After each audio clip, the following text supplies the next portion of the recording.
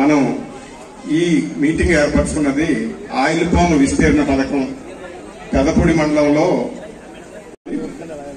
ముఖ్యంగా మనకి oil palm పథకంలో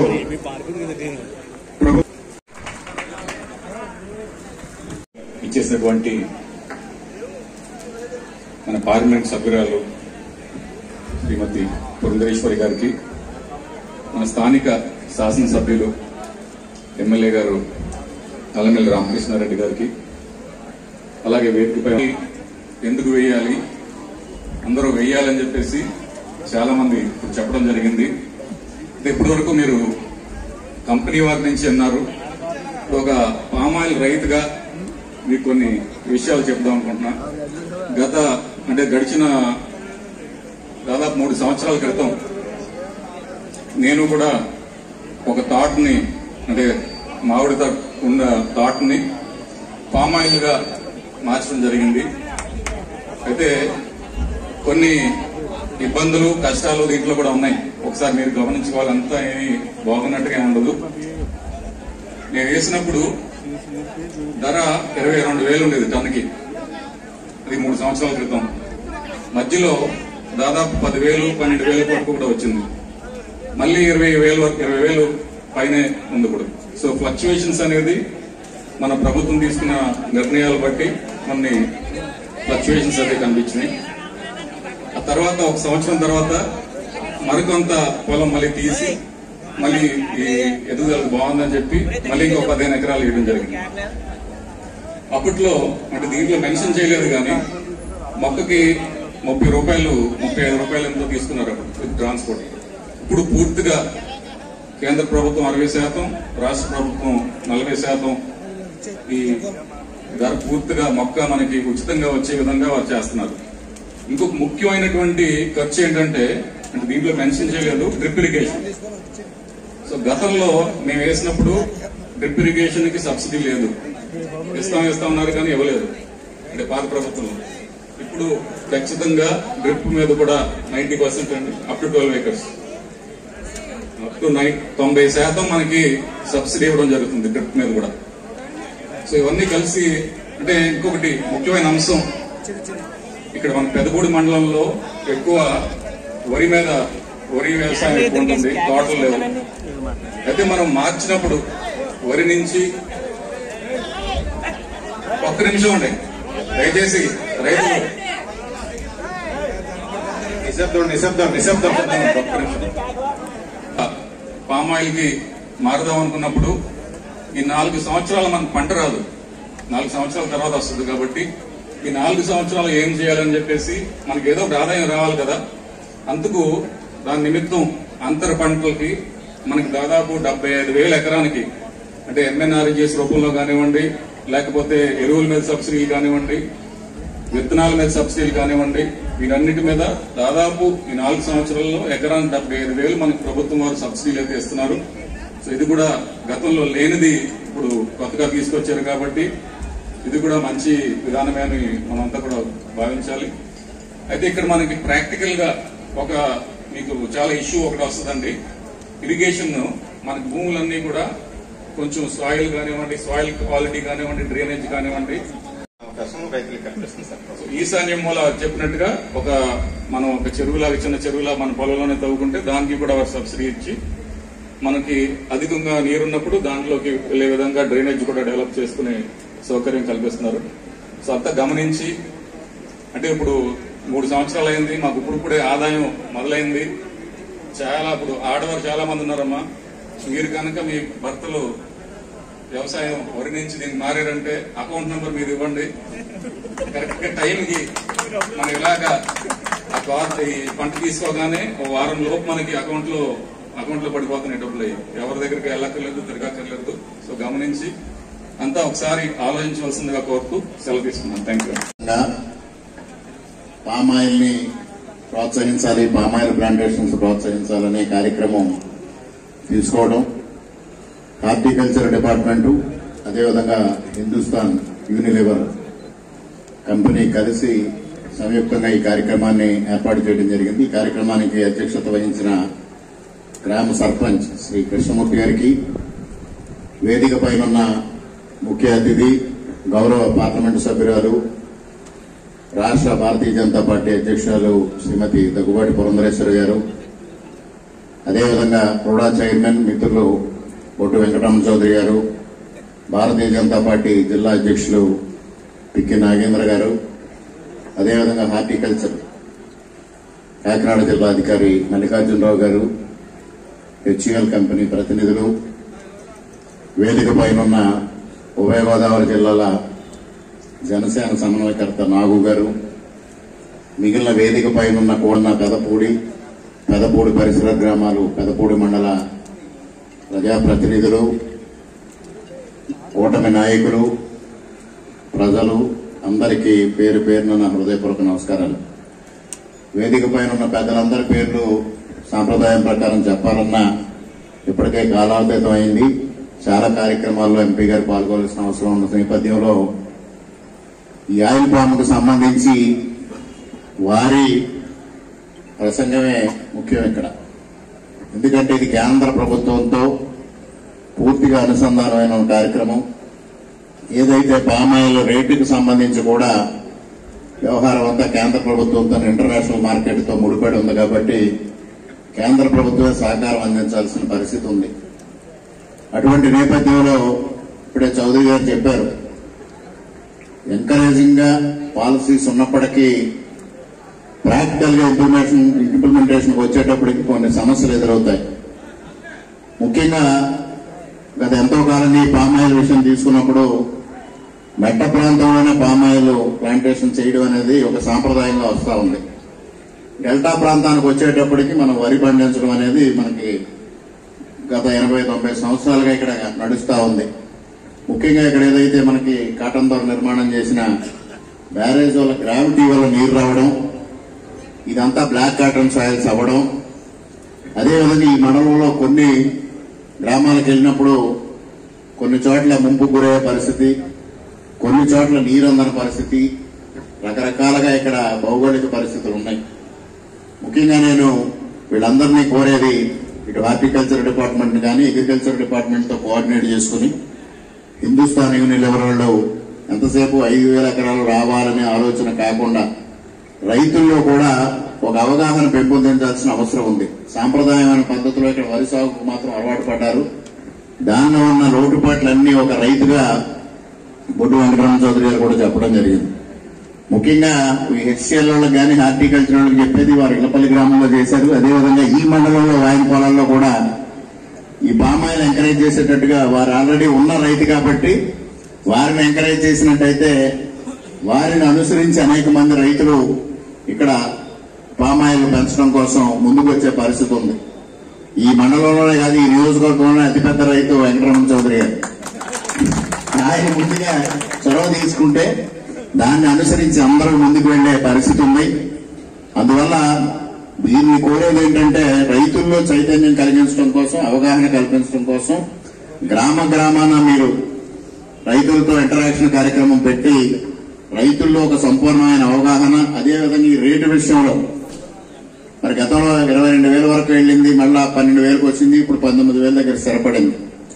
దీనిపైన కూడా కొన్ని అపోహలు ఉన్నాయి, కొన్ని ఇబ్బందులు ఉన్నాయి. అవన్నింటినీ కూడా రైతు పక్షాన కూడా ఆలోచన చేసి అవి క్లారిఫై చేయాల్సిందిగా మిమ్మల్ని అందరినీ సవినయంగా కోరుకుంటూ, మరి ఈ రోజు కార్యక్రమంలో ముఖ్య అతిథిగా పాల్గొన్న శ్రీమతి దగ్గుబాటి పురంధరేశ్వరి గారు ఇటీవల మనం చూసాం. ఆపరేషన్ సింధూర్ ఏ విధంగా భారతదేశం పాకిస్తాన్ ఉగ్రవాద మోకల్ని ఏ విధంగా మట్టుపట్టిందో, ఏదైతే పహల్గాంలో పెద్ద ఎత్తున భారతీయ మహిళల సింధూరాన్ని తుడిచివేసిన నేపథ్యంలో మహిళల నేతృత్వంలో ప్రధానమంత్రి నరేంద్ర మోడీ గారు మరి పాకిస్తాన్ పైన యుద్ధం ప్రకటించి ప్రపంచానికి భారతదేశం యొక్క శక్తి ఏ విధంగా ఉంది, రక్షణ శక్తి ఏ విధంగా ఉందనేది చాటి చెప్పారు. దాన్ని ప్రపంచానికి చాటి చెప్పడం కోసం కొంతమంది పార్లమెంటు సభ్యుల్ని అనేక దేశాలకి కొన్ని టీమ్స్ ఏర్పాటు చేసి పంపించడం జరిగింది. దానిలో మన గౌరవ పార్లమెంటు సభ్యురాలు పురంధరేశ్వరి గారు కూడా పాల్గొనడం, దాదాపుగా 6 దేశాలు వారు పర్యటించి భారతదేశం యొక్క ఔన్నత్యాన్ని, భారతదేశం యొక్క విశిష్టతని, భారతదేశం ఇవాళ ఏ విధంగా ఒక అగ్రగామి దేశంగా రూపొందుతుందనే విషయాలపైన సమగ్రంగా దేశాల్లో చాటి చెప్పి వచ్చిన తర్వాత మొట్టమొదటిసారిగా మన నియోజకవర్గానికి రావడం జరిగింది. ఈ సందర్భంగా వారిని పెదపూడి మండల కూటమి నాయకుల ఆధ్వర్యంలో ఒక చిరు సత్కారం చేయడం జరుగుతుందనేది సవివరంగా తెలియజేసుకుంటూ వారిని దాన్ని ఆమోదించవలసిందిగా సవినయంగా విజ్ఞప్తి గారికి సాల్వతో సన్మానిస్తున్నారు. అలాగే కూటమి పెద్దలందరూ నందమూరి తారక రామారావు గారి బిడ్డ, మన పార్లమెంట్ సభ్యురాలు, రాష్ట్ర బీజేపీ అధ్యక్షురాలు పురంధరేశ్వరి గారికి గజమాలతో, అలాగే గణపతి మెమోరియోతో మన శాసనసభ్యులు పెద్దపూడి మండల కూటమి పెద్దలంతా కూడా సత్కరించారు. భారత్ మాతాకి, భారత్ మాతాకి. నాకు ఒక సత్కారం చేశారు. ఆపరేషన్ సింధూర్ కి సంబంధించి విదేశాలకు వెళ్లి, యూరప్ లో ఉన్నటువంటి 6 దేశాలకు వెళ్లి మేము వివరంగా ఆపరేషన్ సింధూర్ ఎందుకు చేయవలసి వచ్చింది, దానికి వెనుక ఉన్నటువంటి కారణం ఏమిటి, ఉగ్రవాదాన్ని దృష్టిలో పెట్టుకుని ఇవాళ ప్రపంచంలో ఉన్నటువంటి దేశాలన్నీ కూడా కొన్ని జాగ్రత్తలు తీసుకోవాల్సినటువంటి అవసరం ఉన్న నేపథ్యంలో భారతదేశ ప్రతినిధిగా నేను విదేశాలకు వెళ్లి ఈ విషయాలన్నీ కూడా వివరించి చెప్పడం అన్నది నాకు ప్రభుత్వం ఇచ్చినటువంటి ఒక అరుదైన గౌరవంగా నేను భావిస్తూ వారందరికీ కూడా నా ధన్యవాదాలు నేను తెలియజేస్తున్నాను. ఆపరేషన్ సింధూర్ అని పేరు ఎందుకు పెట్టారో రామకృష్ణారెడ్డి గారు ఇందాక వివరంగా తెలియజేశారు. 10 రోజుల క్రితం వివాహం అయినటువంటి ఒక నవవధువు తన కళ్ళ ముందే భర్తని ఉగ్రవాదులు పాయింట్ బ్లాంక్ గా, అంటే తలకి పిస్తోల్ పెట్టి ఆ నవవధువు కళ్ళ ముందే షూట్ చేసి హతమార్చడం జరిగింది. 10 రోజుల క్రితం పెళ్ళైనటువంటి నవవధువు. దాన్ని దృష్టిలో పెట్టుకునే నరేంద్ర మోడీ గారు మన పొరుగు దేశమైనటువంటి పాకిస్తాన్ కి, ఏ దేశం అయితే ఉగ్రవాదాన్ని పెంచి ప్రోత్సహిస్తుందో ఆ దేశానికి గుణపాఠం చెప్పాలి అనేటువంటి ఆలోచనతోటి వారు పాకిస్తాన్ దాడికి సంబంధించి నిర్ణయం తీసుకున్నప్పుడు ఆపరేషన్ సింధూర్ అని చెప్పి దానికి పేరు పెట్టడం జరిగింది. అంటే భారతీయ మహిళల నుదుటి మీద ఉన్నటువంటి కుంకుమ రంగు ఏదైతే ఉందో అది ఉగ్రవాదుల రక్తం రంగు కంటే కూడా చాలా గాఢమైనది అని చెప్పి వారికి తెలియజేయడానికి నిర్ణయం వారు తీసుకున్నారు. ఇవాళ పెద్దలు చెప్పినట్లుగా ప్రపంచానికి భారతదేశ సామర్థ్యం ఏమిటో, మన బలం ఏమిటో ప్రపంచానికి మనం చాటి చెప్పుకోగలం. కనుక దీనికి వెనుకున్నటువంటి కారణాలు అనేక ఉన్నాయి. నరేంద్ర మోడీ గారు తీసుకున్నటువంటి అనేక నిర్ణయాలు, మేక్ ఇన్ ఇండియా అని చెప్పి పాకిస్తాన్ మిసైల్స్ ని కూల్చినటువంటి బ్రహ్మోస్, ఆకాష్, ప్రచండ హెలికాప్టర్, INS విక్రాంత్, ఇవన్నీ కూడా మన దేశంలోనే మనం ఉత్పత్తి చేస్తున్నాం. ఇది ఎలా సాధ్యపడిందంటే నరేంద్ర మోడీ గారు మేక్ ఇన్ ఇండియా అనేటువంటి కార్యక్రమాన్ని ఆత్మ నిర్భర్ భారత్ అనేటువంటి ఒక సంకల్పంతో వారు తీసుకొచ్చినటువంటి సందర్భంలో మన దేశంలో తయారు చేసుకున్నటువంటి మిసైల్స్ మాధ్యమంగానే పాకిస్తాన్ మిసైల్స్ ని మనం కూల్చగలిగాం అనేటువంటి విషయాన్ని మనం ఇక్కడ గమనించాలి. పాకిస్తానీయులు చైనీయుల దగ్గర నుండి వారు ఆయుధాలు కొన్నారు. కానీ చైనాకి సంబంధించినటువంటి ఆయుధాల యొక్క సామర్థ్యం ఏంటో మనం అందరం కూడా టీవీలో చూసాం. వారు బాంబు వచ్చి మన దేశంలో పడింది, పేలలేదు, మన సైనికులు వెళ్లి దాన్ని డిఫ్యూజ్ చేసేటువంటి పరిస్థితి మనం టీవీల మాధ్యమంగా మనం అందరం కూడా చూసినటువంటి నేపథ్యం. కనుక అంతటి ప్రధానమైనటువంటి నిర్ణయం తీసుకుని భారతదేశ సామర్థ్యాన్ని, బలాన్ని యావత్ ప్రపంచానికి తెలియజేసినటువంటి సందర్భంలో ఈ విషయాలు తీసుకెళ్లి కొన్ని దేశాలకి తెలియజేయడంలో నన్ను కూడా మోడీ గారు అదేవిధంగా ప్రభుత్వం నిర్ణయించి పంపించడం అనేది ఇందాక చెప్పినట్లుగా నిజంగా నేను గౌరవంగా భావిస్తున్నానని చెప్పి తెలియజేస్తున్నాను. అయితే ఇవాళ ఇక్కడ మనం ఏర్పాటు చేసుకున్నటువంటి సమావేశం రైతులకి సంబంధించి, అందులోనూ పామ్ ఆయిల్ కి సంబంధించినటువంటి ఒక సమావేశం. భారతదేశం అన్నది కేవలం వ్యవసాయ ప్రధాన దేశం కాదు, వ్యవసాయం మీద ఆధారపడినటువంటి దేశం. ఇవాళ మనం 11వ ఆర్థిక శక్తి నుండి మనం 5వ ఆర్థిక శక్తిగా మనం ఎదిగాము అని చెప్పి అనుకుంటున్నాం. ఆపరేషన్ సింధూర్ జరుగుతున్నటువంటి సందర్భంలో కూడా 5వ స్థానం నుండి మనం జపాన్ ని అధిగమించి 4వ ఆర్థిక శక్తిగా ఇవాళ ప్రపంచం గుర్తించేటువంటి స్థాయికి భారతదేశం ఎదిగింది. రాబోయే ఇంకొక 3-4 సంవత్సరాలు జర్మనీ దేశాన్ని కూడా అధిగమించి 3వ స్థానంలోకి భారతదేశం వచ్చేటువంటి అవకాశం ఉన్నది. అయితే ఈ విధంగా మనం అభివృద్ధిలో ముందుకు దూసుకుపోతున్నామంటే మనం ఏదైతే జాతీయ స్థూలోత్పత్తి ఉంటుందో జీడిపి అని మనం అనేక సందర్భాల్లో చర్చించుకుంటూ ఉంటామో, భారతదేశ ప్రగతి 8-9% ఉంటేనే మనం ఆ స్థాయికి వెళ్లేటువంటి అవకాశం ఉంటుంది. అయితే ఆ స్థాయికి మనం చేరాలి అని అంటే వ్యవసాయ రంగంలో మనం కనీసం 4% ప్రగతిని మనం సాధించాలి. ఎందుకు అంతటి ప్రాధాన్యత, ఎందుకు మనం వ్యవసాయం మీద ఆధారపడి ఉన్నది మన దేశ ఎదుగుదల అంటే, నేటికి సైతం భారతదేశంలో జనాభాలో 85% వ్యవసాయం మీద ఆధారపడి ఉన్నారు. కాబట్టి వారికి వచ్చేటువంటి ఆదాయం వ్యవసాయ పరంగా వస్తున్నది. కాబట్టి ఇవాళ మనం 8-9% భారతదేశం ప్రగతిని సాధించాలంటే వ్యవసాయంలో 4% ప్రగతిని సాధించాలి. అటువంటి వ్యవసాయ క్షేత్రం, అత్యంత ప్రాధాన్యత కలిగినటువంటి వ్యవసాయ క్షేత్రం మన దేశంలో అనేక సవాళ్లను ఎదుర్కొంటుంది. వ్యవసాయం అని అంటే నాకు శ్రీశ్రీ గారి కవిత గుర్తుకొస్తుంది. పొలాలనన్నీ హలాల దున్ని ఇలా తలంలో హేమం పెట్టగా, జగానికంతా సౌఖ్యం నిండగా, విరామ మెరుగక పరిశ్రమించే బలం ధరిత్రికి బలి కావించే కర్షక వీరుల కాయం నిండా కాలువ కట్టిన ఘర్మజలానికి ధర్మజలానికి ఖరీదు లేదో అన్నారు శ్రీశ్రీ. అంటే ప్రతి స్వేద బిందువుని వడ్లగింజగా మార్చి ఆహార భద్రతని మనకి కల్పించేటువంటి రైతు, అటువంటి రైతు యొక్క చెవట స్వేద బిందువునికి ఖరీదు లేదని చెప్పి శ్రీశ్రీ గారు చెప్పినటువంటి మాట. అంతటి గొప్ప స్థానాన్ని భారతదేశం రైతులకు ఇచ్చింది. జై జవాన్ జై కిసాన్ అన్నాం.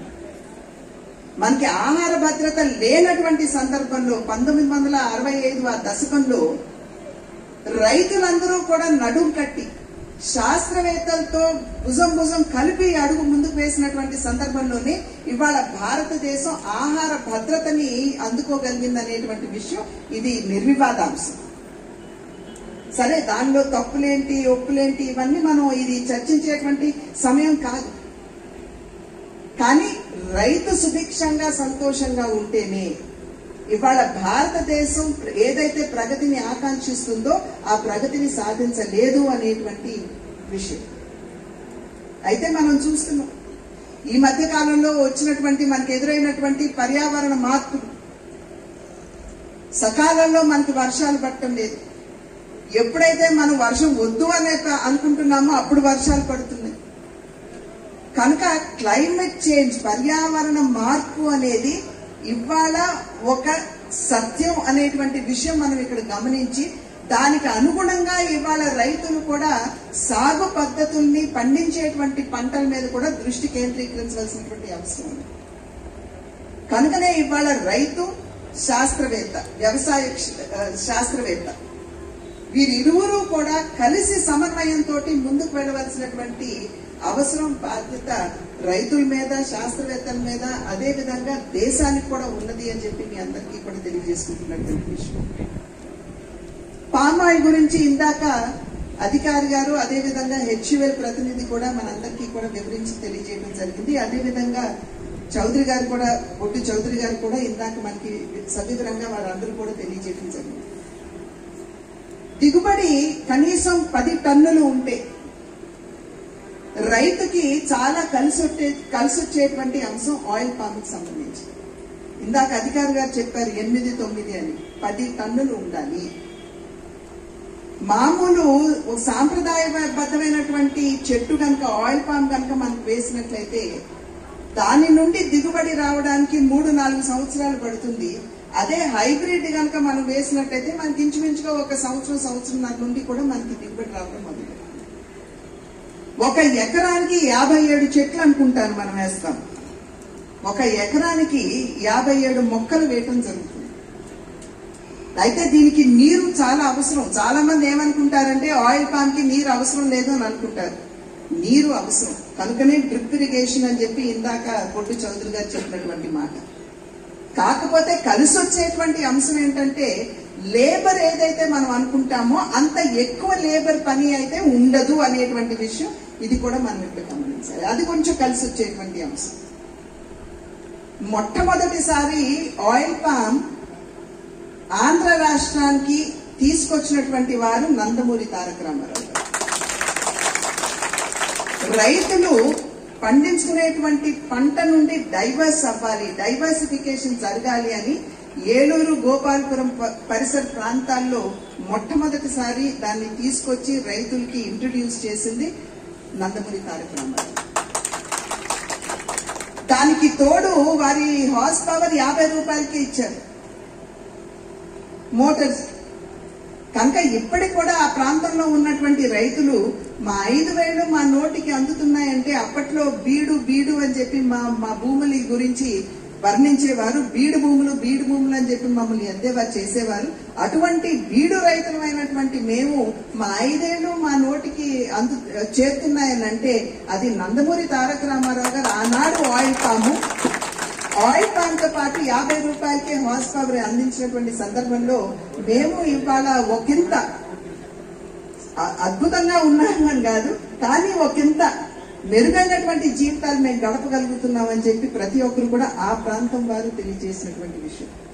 అటువంటి ప్రాంతానికి ఇవాళ నేను ప్రాతినిధ్యం వహించడం కూడా అది ఆ తండ్రి ఆశీర్వాదమేమో అని చెప్పి నేను భావిస్తూ ఉంటాను. అయితే దిగుబడి వచ్చిన తర్వాత ఏదైతే ఇందాక హిందుస్థాన్ యూనిలీవర్ వాళ్ళు చెప్పారు దాని నుండి తీసేటువంటి నూనె ఆయిల్ ఫెడ్ ఇప్పటికే ఇక్కడ ఒక పరిశ్రమ పెట్టింది. ఆయిల్ ఫెడ్ మాధ్యమంగా అంటే ప్రభుత్వ మాధ్యమంగా వారు ఇక్కడ ఒక పరిశ్రమ, నూనె తీసేటువంటి పరిశ్రమను ఇక్కడ పెట్టారు. కానీ ఆ పరిశ్రమ ఆధునీకరణకి నోచుకోలేనటువంటి సందర్భంలో నేటి వరకు కూడా ఆధునీకరణ జరగలేదు. ఈ మధ్య కాలంలో 11 కోట్లు అవుతుందేమో అని అంచనా వేసిన 3-4 కోట్లతోటి అది సరిపెట్టేసినటువంటి సందర్భంలో ఎంత దిగుబడి అయితే ప్రతి కిలోకి రావాలో అంత దిగుబడి నూనె ఇక్కడికి రావట్లేదు అనేది రైతుల్లో ఉన్నటువంటి ఆందోళన. కనుక ప్రభుత్వం ఖచ్చితంగా దీని మీద దృష్టి పెట్టాలి. ఏ విధంగా ఆధునీకరించాలి, ఏ విధంగా మెరుగైనటువంటి నూనె దిగుబడి రైతులకు అందించాలి అని. ఎందుకంటే ఇక్కడ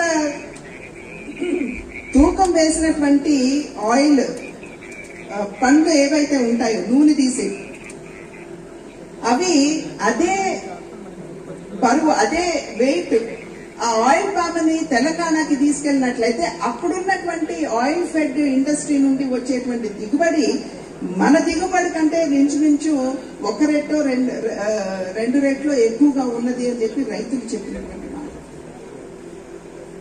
400 రూపాయలు మన రైతు నష్టపోతున్నాడు. కనుక ఈ విషయాల మీద ఖచ్చితంగా ప్రభుత్వం దృష్టి పెట్టాలి. ఏ విధంగా మన రాష్ట్రంలో ఉన్నటువంటి ఆయిల్ ఫెడ్ ని మనం దాన్ని ఆధునీకరించడమా లేదా ఇతర మార్గాలు ఏమన్నా ఉన్నాయా అనేటువంటి విషయం మీద ఖచ్చితంగా ప్రభుత్వం కూడా దృష్టి పెట్టవలసినటువంటి అవసరం మన ఆంధ్ర రాష్ట్రంలో ఉన్నది అని చెప్పి ముందు మనం గ్రహించాలి. ఆ సందర్భంలో హిందుస్థాన్ యూనిలీవర్ వారు ఇక్కడ ఆయిల్ పామ్ ఇందాక వారు చెప్పారు, వారే చెప్పినట్టున్నారు 95 లక్షల లీటర్ల నూనె దేశంలో అవసరం ఉంటే మనకి వచ్చేది ఈ ఆయిల్ పామ్ మాధ్యమంగా కేవలం 3.5 లక్షలు మాత్రమేనని చెప్పి ఇందాక వారు చెప్పారు. కనుకనే కేంద్ర ప్రభుత్వం కూడా దిగుబడి మీద ఎక్కువ ఆధారపడుతుంది. మన దేశంలో సరిగ్గా ఈ ఆయిల్ మిషన్ అనేటువంటిది ఒకటి కేంద్ర ప్రభుత్వం తీసుకురావడం జరిగింది. ఎందుకంటే దేశంలో నూనె ఉత్పత్తి, వంట నూనె ఉత్పత్తి చాలా తక్కువ ఉన్నటువంటి సందర్భంలో దాని మీద ప్రధానమైనటువంటి దృష్టి కేంద్రీకరించడం జరిగింది. మన దేశంలో కూడా నూనె ఉత్పత్తి పెంచాలి. పెంచితే గనుక మనం దిగుబడి మీద మనం ఏదైతే ఆధారపడుతున్నామో ఆ ఆధారం తగ్గిపోతుంది. అప్పుడు మన రైతుకి మేలైనటువంటి సరసమైనటువంటి ధర అందించేటువంటి అవకాశం దేశంలో ఉంటుంది అని చెప్పి కేంద్ర ప్రభుత్వం పెట్టినటువంటి దృష్టి. కనుకనే ఇవాళ అందరికీ చెప్పేది కేంద్ర రాష్ట్ర ప్రభుత్వాల యొక్క సమన్వయంతో 60% కేంద్రం ఇస్తుంది, 40% రాష్ట్రం ఇస్తుంది. కానీ ఆయిల్ పామ్ పెంపుదల ఏదైతే ఉందో దాన్ని పెంచండి. మన దేశంలో ఏదైతే నూనె దిగుబడి కొరత ఉన్నదో దాన్ని అధిగమించుదాము. ఆ ధర మనం బయట దేశాలకు ఇచ్చే బదులు మన రైతులకే ఇచ్చుకుందామని చెప్పి కేంద్ర ప్రభుత్వం ఇవాళ ఒక నిర్ణయం తీసుకుని ఈ కార్యక్రమంతో నేను ముందుకు రావడం జరిగింది. కనుక సంపూర్ణంగా అద్భుతంగా ఉంటుంది, మనకు అన్ని మేలే జరుగుతాయి అని చెప్పి మనం భావించకపోయినా ఖచ్చితంగా ఇవాళ ఉన్నటువంటి పర్యావరణ మార్పు నేపథ్యంలో ఏవైతే మార్పులు మనం చూస్తున్నామో, రైతు పాపం వేసుకుంటాడు, వర్షం రాదు కదా, ఇది వర్షాకాలం కాదు అని చెప్పి రైతు ఏదో చేసుకున్నాం కదా అని అనుకుంటే ఇంట్లోకి వెళ్ళి పడుకుని లేచొచ్చే లోపు బళ్ళన మనకి వర్షం పడిపోతూ రైతు ఎన్ని సందర్భాల్లో నష్టపోయారో మనకు తెలుసు. కనుక అటువంటి మార్పులు జరుగుతున్నటువంటి నేపథ్యంలో మనం కొత్త విధానాల వైపు, కొత్త పంటల వైపు దృష్టి మళ్లించవలసినటువంటి అవసరం ఉన్నటువంటి సందర్భంలో మన ముందు ఆయిల్ పామ్ కల్టివేషన్ అనేది ఒక అవకాశంగా మీ ముందుకు రావడం జరిగింది. కనుక ఇవాళ అధికారులు సహకరించడానికి ముందుకు వచ్చారు. అదేవిధంగా ప్రైవేట్ సంస్థ నుండి పరిశ్రమలు కూడా ఇవాళ ముందుకు వస్తున్నారు. ఈ యొక్క అవకాశం ఏదైతే రైతుల ముందు ఉన్నదో దాన్ని మనం అందరం కూడా అందిపుచ్చుకుంటూ సద్వినియోగం చేసుకుంటూ మన జీవితాల్లో మార్పులు తెచ్చుకుందాం. రైతే రాజు అన్నది నినాదం మాత్రమే కాదు, అది సత్యం అని చెప్పి మనం నిరూపిద్దామని చెప్పి తెలియజేసుకుంటూ నాకు ఈ అవకాశాన్ని ఇచ్చిన పెద్దలందరికీ కూడా పేరు పేరున ధన్యవాదాలు తెలియజేసుకుంటూ సెలవు తీసుకుంటున్నాను. నమస్కారం.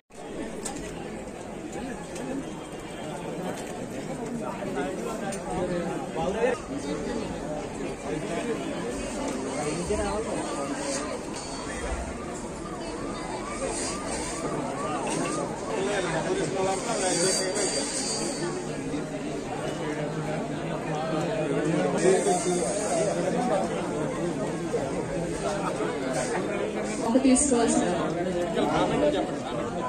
వడ్డీ చదువు గోవిందరాజు గారి వేయడం జరిగిందండి. మా ఉద్యాన